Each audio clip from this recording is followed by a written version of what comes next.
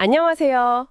오늘 여러분과 함께 좀 깊이 들어가 볼 이야기는요. 환상 문학의 매력에 관한 겁니다. 네, 환상문학. 문학 이론도 보고 또 실제 창작 워크숍 경험담 같은 다양한 자료를 통해서요.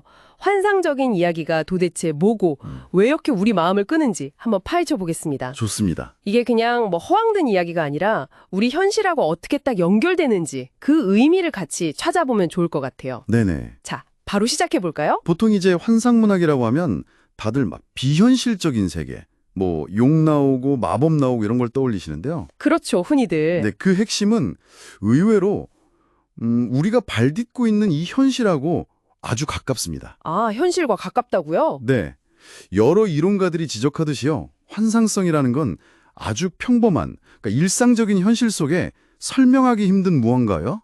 뭐랄까, 갑자기 끼어드는 순간에 생겨나는 거예요. 갑자기요. 네, 예측 가능한 어떤 질서가 확 흔들리는 거죠. 아, 그 흔들림? 그게 핵심이군요. 맞습니다. 토도로프가 말했던 그 나는 거의 믿게 되었다는 상태 있잖아요. 네네. 완전히 믿는 것도 아니고 그렇다고 아예 무시할 수도 없는 그 망설임의 감정.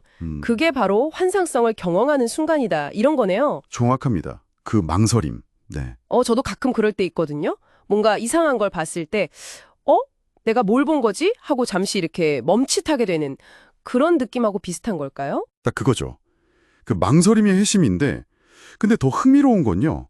바로 그 환상적인 요소가 오히려 숨겨진 현실을 확 드러내는 역할을 한다는 점이에요. 환상이 현실을 드러낸다고요? 어떻게 그럴 수 있죠? 네, 예를 들어 한 워크숍 사례를 보면요. 아이들이 만든 되게 기발한 환상 이야기가 있었어요. 근데 그 안에 놀랍게도 아주 현실적인 불안감, 뭐 혼자 라면 끓여 먹는 외로움이라든지 아니면 공부 스트레스 같은 거요. 아, 아이를 이야기해요? 네, 그런 것들이 고스란히 숨겨져 있다는 거죠. 그러니까 환상이 현실의 어떤 가면을 벗기는 그런 도구가 되는 순간인 거죠. 와, 그렇군요. 환상이 현실의 어떤 뒷면을 비추는 거울 같다. 뭐 이런 말씀이시네요. 그렇죠, 그렇죠. 그러면 그렇게 현실하고 환상의 경계를 막 넘나들게 하는 그런 장치 같은 건 없을까요? 저는 딱 떠오르는 게 나니아 연대기의 그 옷장, 옷장. 네, 그리고 해리포터의 그 9화 3분의 4 등강장, 이런 문들이요. 맞아요. 문. 이런 상징적인 문들이 바로 그 말씀하신 망설임의 공간이자 또 다른 세계로 넘어가는 통로 역할을 한다. 이렇게 볼 수 있겠네요. 네, 맞습니다. 아주 중요한 모티프죠. 그 문이라는 게. 사실 환상문학 자체가 시대에 따라서도 계속 변해왔거든요. 아, 시대에 따라서도요? 네, 옛날에는 뭐 신화나 민담처럼 초자연적인 걸 아주 당연하게 받아들이던 시대가 있었죠. 그걸 이제 경이문학이라고 부르는데요. 경이문학. 네, 그런데 이제 과학적 사고, 합리주의 이런 게 세상을 지배하기 시작하면서 설명되지 않는 것에 대한 어떤 불안감 같은 게 생겨나요. 네네.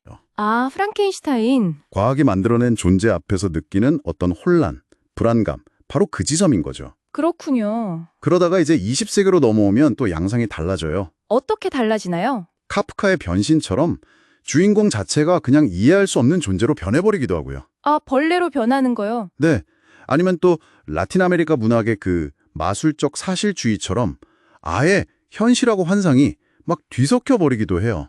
구분이 잘 안 가게. 마술적 사실주의. 아, 가르시아 마르케스 같은. 그렇죠.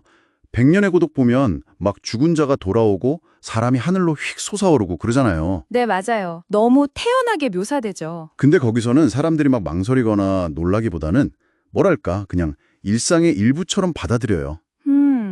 그렇다면 환상문학이라는 게 결국 우리가 이렇게 철석같이 믿고 있는 이 현실이라는 게 어쩌면 생각보다 단단하지 않을 수도 있다. 이런 질문을 던지는 것 아닐까요? 네, 아주 중요한 지적이세요. 설명할 수 없는 것, 좀 모호한 것들을 통해서 오히려 익숙한 현실을 낯설게 보게 만들고 우리 안에 잠자고 있던 상상력을 이렇게 탁 깨우는 역할, 그런 거죠. 맞습니다. 정확해요. 심지어는요. 꼭 초자연적인 현상이 없어도 환상성을 만들 수 있어요. 네, 초자연적인 게 없이요? 어떻게? 예를 들면 어떤 소설에서 우리는 상하 종려나무 밭에서 오고 있다. 우리는 상하 종려나무 밭에서 오고 있지 않다. 이런 식으로 명백히 모순되는 문장을 그냥 제시하는 거예요. 말이 안 되는데요? 그렇죠. 말이 안 되죠. 이런 방식은 독자가 의지하고 있는 그 논리적인 현실 감각 자체를 그냥 흔들어 버리는 거예요. 언어만으로도 현실의 틀을 깨고 어떤 환상적인 혼란, 그러니까 그 망설임을 만들어낸 거죠. 와, 정말 흥미롭네요. 언어만으로도 가능하다니. 네. 자, 그럼 오늘 이야기를 좀 마무리하면서요. 이런 질문을 한번 던져보고 싶습니다. 네. 여러분의 그 지극히 평범해 보이는 일상 속에요. 어쩌면 그 옷장 뒤나 아니면 저 벽돌담 너머에 어떤 비밀의 문이 숨어 있을지 모릅니다. 만약에 그 문 앞에서 잠시 망설이게 된다면 그 너머에서 과연 어떤 새로운 현실 혹은 어쩌면 나 자신에 대한 어떤 진실을 발견하게 될지 한 번쯤 상상해 보시는 건 어떨까요?